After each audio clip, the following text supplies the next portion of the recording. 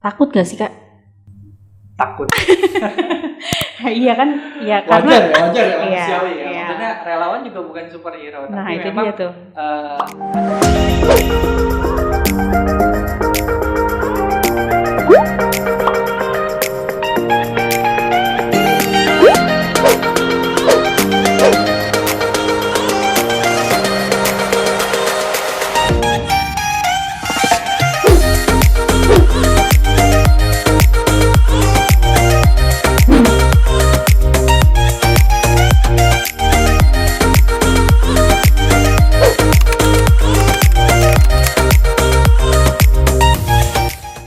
Bismillahirrahmanirrahim. Assalamualaikum warahmatullahi wabarakatuh. Waalaikumsalam warahmatullahi wabarakatuh. Halo Kak Meza. Halo Kak Aci. Apa kabar Kak?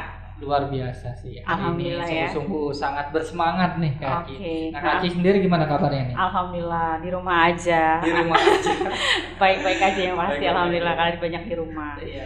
Nah Kak Meza gimana nih selama pandemi COVID ini? Di rumah aja atau ikut dimobilisasi? Kebetulan ikut dimobilisasi sih. Mm-mm. Jadi memang karena kebutuhan relawan itu cukup banyak ya. Mm-mm. Jadi memang hampir semua relawan kita tugaskan atau dimobilisasi oleh PMI termasuk saya. Berarti dimobilisasi sama markas ya? Iya, dimobilisasi. Boleh tahu nggak kita dimobilisasinya ngapain aja?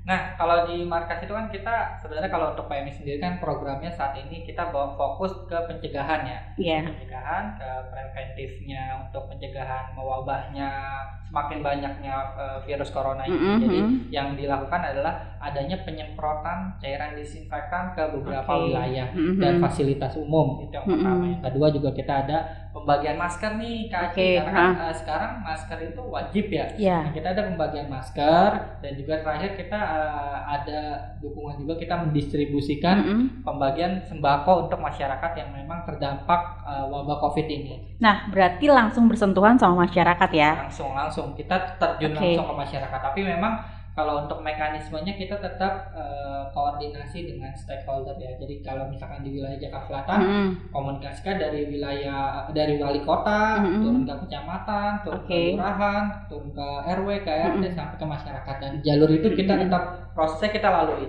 Gitu. Takut gak sih Kak? Takut. Iya kan? Iya wajar ya manusiawi ya. Iya. Maksudnya relawan juga bukan superhero, nah, tapi itu memang dia tuh. Ada ketakutan di antara teman-teman. Tapi memang kalau di sini sih kita mempunyai SOP atau protokol yang memang cukup ketat gitu. Jadi kalau misalkan teman-teman relawan baru datang nih ke markas, kita ada yang namanya disemprot dulu gitu, cairan disinfektan khusus, tapi nggak ke bagian tubuh ya, tapi ke lebih pakaian, terus suruh cuci tangan, terus juga nanti kita ada pengecekan suhu, pengecekan namanya tensi, sehat atau enggak, dan biasanya kita dikasih vitamin juga gitu. Jadi memang kalau untuk SOP-nya baik masuk ke markas sampai keluar markas itu kita cukup aman. Berarti teman-teman tetap perlengkapan dan juga sekarang sudah terfasilitasi dengan adanya asuransi untuk relawan. Oke, udah ada asuransi juga. Jadi teman-teman merasa nyaman ya bekerja ya. Dalam bertugas. Berarti tetap ya walaupun harus bersentuhan langsung ke masyarakat turun, tapi tadi ada regulasi yang harus tetap dilakuin sama teman-teman. Terus dimonitoring terus kesehatannya setiap hari ya. Pastinya dimonitoring. Itu dibuat piket atau gimana Kak? Dibuat penjadwalan piket. Jadi biasanya kita nggak full, misalkan nyemprot seminggu full, semuanya orangnya itu aja kan nggak bisa juga, karena kan ya ada standar operasionalnya. Biasanya kita 3 hari tugas itu rolling, istirahat 2 hari baru lagi. Ya karena mau nggak mau kesehatan kita yang lebih utama ya. Jadi jangan dipaksain banget terus-terusan gitu kan. Iya, jangan sampai nanti kita mau nolong orang, malah kita yang ditolong. Betul. Nah ini kan sudah masuk mau bulan kedua ya. Iya. Nah kalau kita dengerin ceritanya Kak Maiza seru banget gitu dengan kegiatan mobilisasinya. Tadi kan ada banyak banget kegiatan. Nah buat teman-teman yang lain di rumah ini kan gimana gitu masuk bulan kedua yang sekolah sudah mau libur, yang di kampus juga kegiatan online belajarnya juga sudah off, yang di rumah ya yang artinya memang tidak ikut mobilisasi, mungkin tidak diizinkan untuk teman-teman yang KSR yang di rumah aja. Nah masuk masa libur tapi harus dikarantina nih Kak. Nah itu dalam artian bukan karena itu ya. Ya ini dikarantina karena memang kita menjaga dan mencegah agar penularan virus ini ya diminimalisir lah ya. Nah, ya tadi mereka akhirnya jadinya ngapain ya di rumah aja bahkan sampai lebaran ini. Iya, sampai lebaran bahkan sampai habis lebaran kan ada libur lebaran lagi kan gitu kan. Dan nggak bisa kemana-mana, nggak bisa mudik dong. Iya pastinya kan nggak bisa mudik. Ada kebijakan atau himbauan dari pemerintah bahwa ya kalau bisa jangan mudik dulu ya teman-teman gitu karena memang takutnya berdampak ke ketika kita mudik ternyata kita menjadi carrier atau pembawa virus ya. Tapi kalau saya melihat sih saya memang ini tuh apa ya, virus ini bergantung dari kesadaran masyarakatnya sendiri. Yang pertama bagaimana masyarakat itu menerapkan pola hidup bersih dan sehat. Masuk ya kita harus sering-sering cuci tangan, sering-sering ketika keluar itu menggunakan masker. Kita menerapkan hal-hal itu dan disiplin. Betul. Itu yang pertama. Yang kedua adalah ya kesadaran untuk tidak berkumpul gitu. Benar-benar. Kayak kita sekarang lagi jaga jarak ya. Social distancing. Social distancing atau physical distancing itu yang harus kita disiplin. Itu yang kadang susah gitu. Nah tapi kita harus apresiasi juga nih. Maksudnya apresiasi adalah bahwa teman-teman baik dari petugas medis ataupun perawat, relawan, buat yang bekerja di rumah, buat teman-teman yang ternyata di rumah aja harus aktivitasnya di rumah aja. Semua itu adalah langkah kita untuk mencegah menyebarnya virus corona. Jadi semua itu mengambil peran. Jadi yang pertama adalah teman-teman harus tetap merasa bahwa teman-teman ini dengan melakukan atau diam di rumah aja itu udah membantu untuk mencegah. Itu juga perjuangan ya. Perjuangan banget ya. Jadi walaupun di rumah aja sangat berjuang ya. Benar-benar. Membunuh kebosanan. Nah itu dia tuh. Mulai bosen, mulai jenuh ngapain lagi gitu. Udah baringan tiap hari rebahan. Terus apa lagi gitu. Nah dari Kak Meiza sendiri terpikir sesuatu nggak sih? Maksudnya gini loh. Kan kita kan mau nggak mau ya bersentuhan sama adik-adik PMR, sama teman-teman yang lebih junior, mungkin adik-adik yang di kampus, ya maksudnya akhirnya kan itu jadi kepikiran yang kita saat ini tidak ada latihan, terus apa kabarnya mereka gitu, terus mereka sayang banget kalau waktunya hanya terbuang gitu aja, paling nggak sisi kepalang merahnya terus ada nih. Nah dari kakak sendiri apa nih, kepikiran apa? Pasti rindu ya. Pasti rindu. Iya. Iya betul. Yang memang kalau biasa kita kan kalau latihan PMR, saya kan juga fasilitator. Ketika ngandar adik-adik itu kita senang ketawa-tawa, bahkan kita kadang bermain games. Jadi yang nggak monoton latihannya. Dan itu pasti dirindukan oleh teman-teman PMR gitu. Nah tantangannya adalah bagaimana di rumah tetap produktif. Itu yang pertama. Jadi walaupun rebahan, rebah, gimana cara kita produktif. Betul. Sebenarnya ya yang harus dilakukan teman-teman relawan lakukan adalah gimana cara menciptakan hal-hal produktif itu. Hal-hal yang bisa mengedukasi, memberikan informasi, atau ya sekedar melepas rasa rindu. Itu juga penting tuh. Jadi ya melakukan hal-hal itu bisa melalui video call atau apa, karena memang walaupun kita berjarak ya sekarang, teman-teman PMR berjarak, tapi ya kita tetap bisa ngobrol, kita tetap melepas kangen walaupun jarak jauh online. Itu sih gitu. Jadi tetap melakukan hal-hal produktif. Iya, tetap berkomunikasi berarti sama adik-adik PMR yang dibina sama teman-teman yang saat ini mungkin nggak dimobilisasi gitu ya, bisa terus untuk berkomunikasi. Nah, Kak Meiza, termasuk yang saat ini kita sedang lakukan nih Kak Meiza. Kita lagi ngapain sih? Ya ini kan ini jadi sekalian aja kita kasih tahu ya. Jadi ini program baru dari Cerita Katami, program namanya podcast Cerita Katami. Jadi podcast ini lahir di tengah-tengah pandemi. Jadi sebelum cerita nih ke teman-teman. Jadi sebelum adanya pandemi sebenarnya kita udah sering ngobrol ya. Iya, kita memang pengen gimana caranya kita mengadakan sesuatu hal yang baru yang bisa menjadi media komunikasi untuk kaum milenial, atau generasi Z lah yang memang usianya atau memang produktif dengan gadgetnya. Jadi di rumah aja tapi dapat informasi, dapat cerita dari kita, bisa berjejaring sama yang lainnya walaupun online aja. Nah pas banget pandemi ini kondisinya kita terjebak ya tadi ya. Ada hal yang ya kayak kita nggak bisa keluar rumah, nggak ada pilihan lagi gitu, mau nggak mau akhirnya mendesak kita akhirnya meluncurkan program ini. Iya, tapi jadinya suatu hal yang bermanfaat. Iya, kan? benar. Semoga bisa bermanfaat. Masih ditunggu. Oke. Karena memang eranya sekarang tuh udah eranya podcast. Iya, betul. Jadi podcast ini akan tayang di mana, Kak? Kita akan tayang di YouTube-nya Cerita Katami dan juga mungkin nanti ada beberapa cuplikan obrolan podcast kita di IGTV-nya Cerita Katami pastinya. Iya. Jadi program ini seperti filosofi namanya Katami ini kan singkatan dari Kakak Satgana PMI. Jadi refleksi dari teman-teman relawan semua yang ada di sini. Jadi pengen banget Katami ini bisa ngebongkar cerita di balik prosesnya teman-teman sebagai relawan PMI. Karena gini, kalau yang dilihat saat ini kok di sosial media yang foto yang tertampang kan cuma kalian lagi dimobilisasi, lagi penugasan gitu kan, lagi ya pokoknya foto gitu aja. Tapi kan pengen banget tahu ceritanya. Ternyata pada saat dimobilisasi saat ini, ya kita ngomongin yang lagi pandemi, pakai baju APD itu panas ya. Panas. Terus juga bawa beban air disinfektannya kan. Bawa, itu berat banget kan. Nah, tayangan terakhir 15 kilo dan itu harus jalan ya. Jalan ke kadang kalau lantai 4 ya kita naik tangga lantai 4 kalau melakukan penyemprotan disinfektan dan itu dibawa ya kita bawa. Oke, nah itu tuh soalnya nggak bisa terbang sendiri. Nah itu dia perjuangan yang pengen banget share ke teman-teman yang lainnya. Jadi kalau teman-teman cuma lihat gitu doang gitu kan, cuma nyemprot aja, ternyata nyemprot juga butuh perjuangan ya.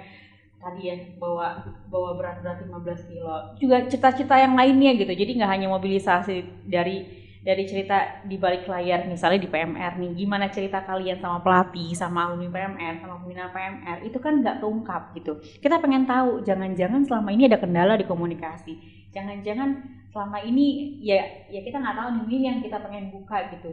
Kok ada ya PMR yang melekatnya sampai lulus tuh masih mau balik lagi ke sekolah, itu ada apa, ada peletnya atau gimana gitu, saking ada apa gitu kan, saking deketnya kali ya mereka bisa terus balik. Nah ini yang pengen jadi tempat cerita lah. Nah kira-kira cerita apa lagi Kak yang bisa di share kira-kira di podcast ini? Nah, yang pastinya memang kalau setiap relawan pasti punya cerita ya gitu, dan memang kenapa podcast ini ada ya sebagai media memfasilitasi cerita-cerita dari para relawan. Yang pastinya itu cerita yang inspiratif gitu.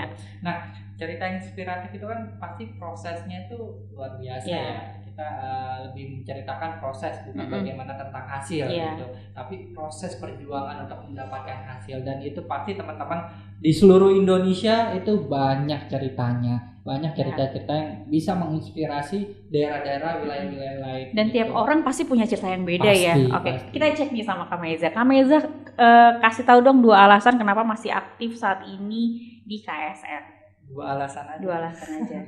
Satu buku loh. Satu buku. Kalau pertanyaan itu dijawabnya agak kebayangan berarti banyak banget cerita yang pengen diungkapin kan. Kalau cuma tulis di sosial media kayaknya ya nggak cukup juga gitu. Kayaknya mau ngeluarin semua ceritanya gitu kan. Berarti kan banyak sudut pandang yang bisa dibongkar nih gitu. Nah, aktif sendiri sebagai anggota KSR dari PMR atau gimana Kak? Kebetulan bukan dari PMR ya, jalurnya kalau saya tuh masuk dari jalur pencinta alam. Jalur jadi ini bukan jalur corona. Iya, bukan jalur corona. Jadi ketika itu saya naik gunung bareng teman-teman PMI.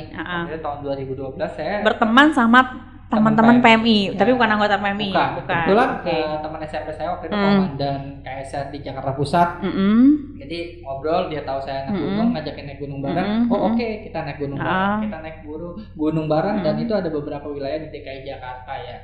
Nah, singkat cerita saya melihat bahwa komunitasnya PMI ini asik. Komunitasnya PMI ini begitu positif dan pertemanannya itu ya sedekat itu ya. Sedekat itu.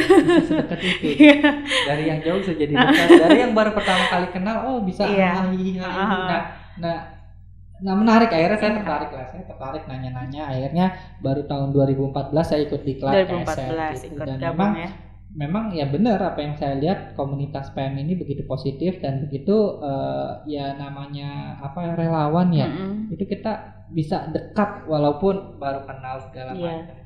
kadang sama teman yang beda kota, beda provinsi, tapi kayak udah saudara sendiri ya. Nah, ya nggak sih, itu nggak ngerti deh itu gimana caranya. Ya. Ya ceritanya akhirnya bisa sedekat itu sama teman-teman antar kota, antar provinsi. Apalagi kamu itu sendiri kan ketua Forel nasional nih. Iya. Dan itu jaringannya sekarang udah teman-teman dari seluruh Indonesia iya, kan, perwakilan dari Forelnya sendiri kan. Udah deket banget berarti ya. Iya. Sering banget berkomunikasi ya Kak. Iya, sering-sering. Berarti di KSR udah berapa tahun? 6 tahun berarti. 6 tahun. 6 tahun di KSR, dan kebetulan selama 6 tahun ini memang aktif ya. Dan kebetulan ya dikasih kesempatan untuk lebih banyak belajar tentang organisasi Palang Merah ini. Atau Perhimpunan Nasional Palang Merah ini. Apa yang paling mengesankan tadi? 2 hal ya. Iya. Bisa ke Swiss sama Italia guys. Iya nggak sih? Yang pertama Iya, itu banget. cerita dong sedikit. Ya kalau alasan kenapa bertahan, 2 hal ataupun hal yang menarik itu. Yang pertama tadi tentang komunitasnya yang komunitasnya. Pertemanannya yang memang yang pasti sangat susah didapatkan di yang kegiatan-kegiatan kerelawanan lainnya ya. Itu yang pertama. Yang kedua adalah sebenarnya banyak sih. Susah disuruh milih ya. Susah kalau disuruh milih. Pantesan sampai saat ini belum, karena susah milih apa sih. Yang kedua itu memang Palang Merah ini atau menjadi relawan ini bisa menghasilkan hal yang sangat bermanfaat bagi orang lain. Itu yang terkadang ketika penugasan ketemu masyarakat, kebermanfaatannya itu menjadi seorang relawan itu nggak bisa diungkapkan gitu dengan perasaan, tapi memang ada kepuasan batin sendiri lah ketika menjadi relawan. Jadi memang itu 2 hal yang kuat. Sebenarnya kalau ditanya hal ABCD itu banyak gitu ya. Mungkin salah satunya belum dapat jodoh di PMI, itu kesekian. Iya. Padahal susah milih kan, saking banyaknya. Justru sekarang semakin banyak kan cuma 2 alasan. Jadi karena banyak teman sekarang di Indonesia makin milih guys. Aduh. Kesempatannya lebih besar ya. Katanya untung aja gue belum milih. Jadi masih bisa milih-milih lagi yang lebih baik. Itu 2 alasan yang memang menjadi hal yang kuat kenapa saya bisa terus bertahan di PMI. Komunitasnya dan memang untuk lebih bermanfaat untuk orang lain. Kebermanfaatan tadi ya, ini yang jadi amal jariah. Iya. Nah itu yang nggak bisa ditukar sama apapun deh gitu. Nah Kak Meza sendiri dalam waktu fase yang mungkin Kak Meza dapat keberuntungan banget ya tadi dalam waktu yang singkat 6 tahun, tapi sudah sampai ke Swiss, sudah sampai ke Solferino. Itu kan yang jadi teman-teman tuh kayaknya dulu ngebayangin aja nggak berekspektasi macam-macam lah, pokoknya cuma ngafalin aja tuh waktu belajar di sekolah pelajaran sejarah. Ada negara Swiss, ada Solferino gitu kan, cuma hanya sebagai hafalan aja. Tiba-tiba Kak Meza dalam waktu yang singkat kayaknya ya waktu itu ya, dalam waktu singkat terus diberangkatkan ke sana. Itu gimana Kak? Sampai sekarang masih berkesan banget kayaknya ya. Berkesan, masih terngiang ya. Udaranya. Kalau kebetulan kalau pas yang ke Solferino itu kan ada event internasional youth meeting, tapi memang musimnya musim panas lah ya, summer, dan itu panas kan. Nah, beda ketika ke Swiss itu awal-awal musim dingin gitu. Jadi rasanya ya dari 2 situasi itu ya berkesan sih. Yang pertama berkesan, yang kedua adalah bagaimana ternyata memang benar organisasi ini cukup besar atau skalanya itu levelnya internasional.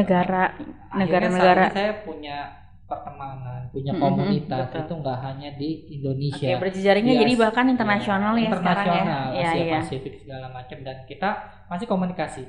Benar adanya berarti kalau ini organisasi internasional ya. Iya. Nggak kaleng-kaleng.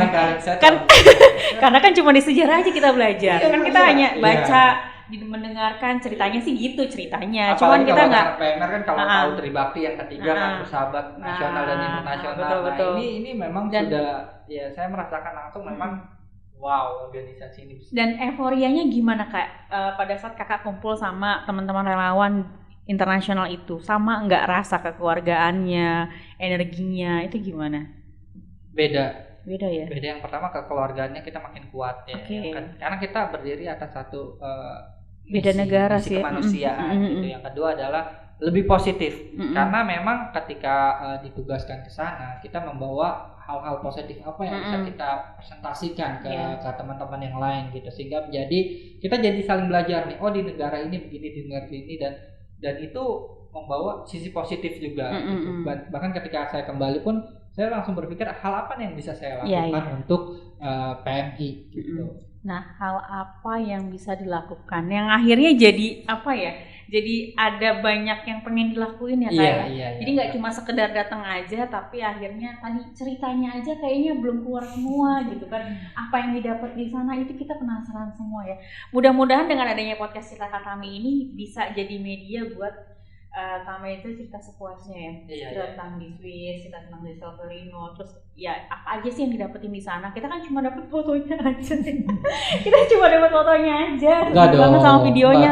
Tapi kan kita belum tahu videonya juga. Dapat videonya juga. Cuma kan maksudnya intisari di sana pertemuan apa, ngomongin apa. Nah, itu yang kita pengen tahu banget. Nah, paling enggak kita juga dapat insight. Oh iya di internasional seperti apa sih kegiatan Kepalang Merahan ya, pertemanannya, kegiatannya, aktivasinya seperti apa ya kayak gitu. Mungkin banyak banget ya insight-insight baru. Nah, ini harus dibongkar Kak di podcast Cerita Kami tuh keluarin semuanya sampai ke ampas-ampasnya. Oke, nggak sabar jadinya. Tapi pasti nanti kita akan, saya sendiri akan bercerita gitu. Tapi untuk di Solferino mungkin saya nggak sendiri ya. Saya ada partner yang kebetulan di Jakarta. Sebenarnya kalau ke Solferino 3 orang, cuma 1 orang karena kita PSBB ya. Iya, PSBB di Jogja ya. Cuma berdua, tapi nanti tidak mengurangi rasa seserunya kita bercerita ketika ada di Solferino dan insight-insight apa yang kita dapatkan di sana.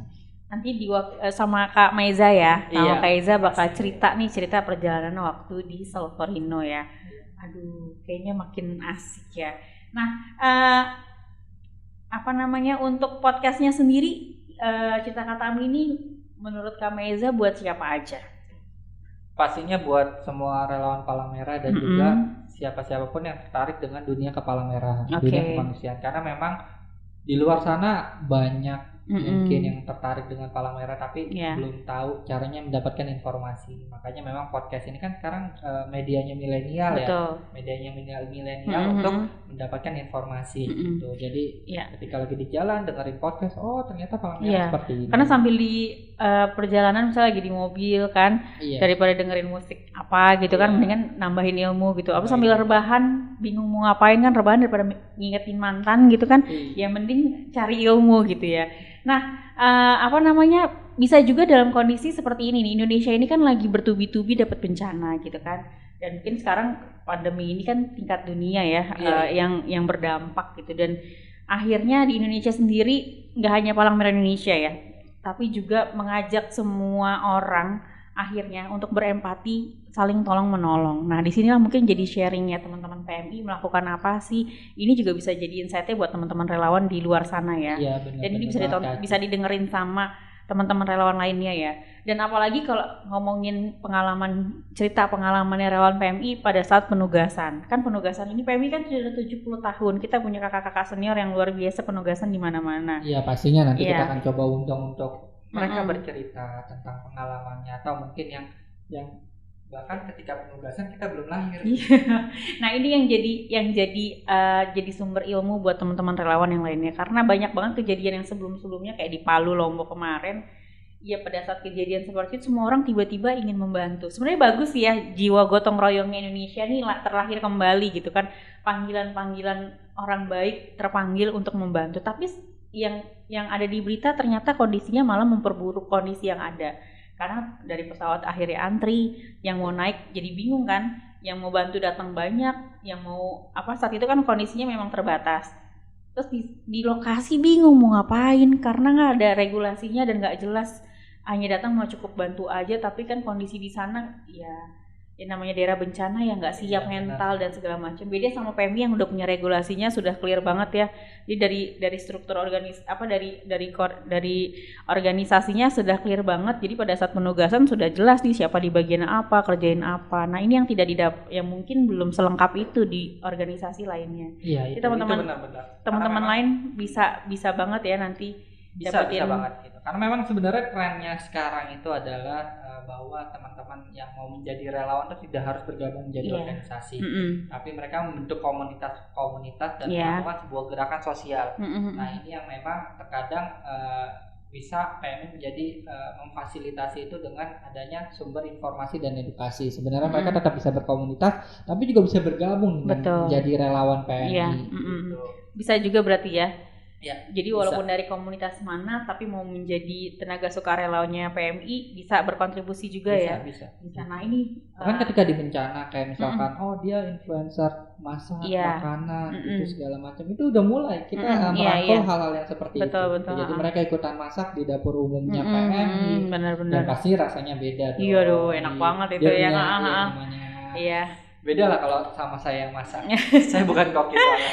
Nah kemarin juga ya beberapa influencer juga memberikan bantuan melalui PMI ya. Akhirnya teman-teman yang di luar sana yang nggak kenal PMI akhirnya jadi kenal PMI gitu kan. Iya, karena mereka melihat gitu kan, kontribusinya PMI pada saat pandemi seperti apa. Akhirnya mereka datang dan berbondong-bondong ikut membantu. Itu seru banget ya. Kita akhirnya terkoneksi sama banyak orang gitu kan. Dan semakin luas kebermanfaatannya organisasi PMI. Nah ini dia nih kuncinya. Jadi PMI bisa menjadi menginfluence teman-teman yang lainnya untuk berbuat kebaikan dan banyak banget ilmu yang bisa diambil nih sama teman-teman yang lainnya, paling nggak bisa membantu di sekitarnya. Aduh makin gak sabar deh. Iya sama episode berikutnya nih. Nah teman-teman pengen tahu nih nanti podcast ini akan rilisnya di mana Kak? Tadi kita akan merilis di YouTube-nya Cerita Katami secara khusus YouTube Katami. Nanti kita akan mungkin beberapa part untuk di IGTV-nya Cerita Katami. Jadi ya sedikit kayak trailer gitu ya pada nonton gitu kan. Kebetulan kan sekarang lagi di rumah aja gitu. Pasti udah bosen dong nonton hal-hal yang banyak hal ngulang. Ya kenapa enggak coba nonton video podcast kita ini dan dapatkan insight, dan juga teman-teman juga boleh memberi masukan. Ngobrolin ini dong, ngobrolin ini. Nah itu kita masih butuh masukan. Apa aja yang mau kita obrolin gitu. Selama kita bisa memfasilitasinya ya, karena memang kita terbatas dengan PSBB ini. Iya. Tulis aja di komen kira-kira topik apa yang bakal asik diceritain pada saat di podcast ini. Terus masukan-masukan ke depannya ya buat nanti podcastnya Cerita Katami terus running. Yang pasti teman-teman jangan lupa subscribe, komen, dan like. Bunyiin lonceng juga. Lonceng itu penting gitu. Iya, karena semakin banyak teman-teman yang nonton, kita makin semangat ya. Kita makin semangat episode berikutnya. Bikin episode berikutnya. Betul. Dan bahkan kita akan buat program-program yang akan lebih jauh bermanfaat untuk teman-teman. Salah satu contohnya mungkin boleh kasih bocoran dikit? Boleh. Salah satu contohnya adalah kita akan juga membuat kelas Katami. Asik. Katami apa nih Kak? Katami. Lebih lengkapnya nanti. Sabar. Oke. Aduh makin gak sabar. Artinya di rumah aja kita bisa produktif ya. Ya apapun kondisinya kita nggak bisa menunggu dan kita nggak bisa komplain sama kondisi saat ini. Tapi kita bisa memilih. Mungkin kita bisa cerita lewat podcast ini, teman-teman bisa memilih daripada cuma tiduran aja, bisa memilih untuk mendengarkan hal-hal yang baik ya dari podcast ini. Nah ini makin gak sabar lagi teman-teman, mohon doanya semoga podcast kedepannya terus berjalan, Kak Maiza dan semua tim yang nanti akan membuat karya ini bisa terus konsisten bisa terus konsisten dan ya terus semangat sih ya, karena kalau nggak semangat ya udah selesai satu episode doang ya, karena memang ya teman-teman yang menonton inilah penyemangat kita. Iya. Oke teman-teman, terima kasih banyak sudah menonton podcast episode pertama kita launching podcastnya Cerita Katami. Nah semoga harapan ke depan makin banyak episodenya ya. Makin banyak episode, makin banyak cerita yang bisa dibagikan. Oke teman-teman, terima kasih. Assalamualaikum warahmatullahi wabarakatuh. Waalaikumsalam warahmatullahi wabarakatuh.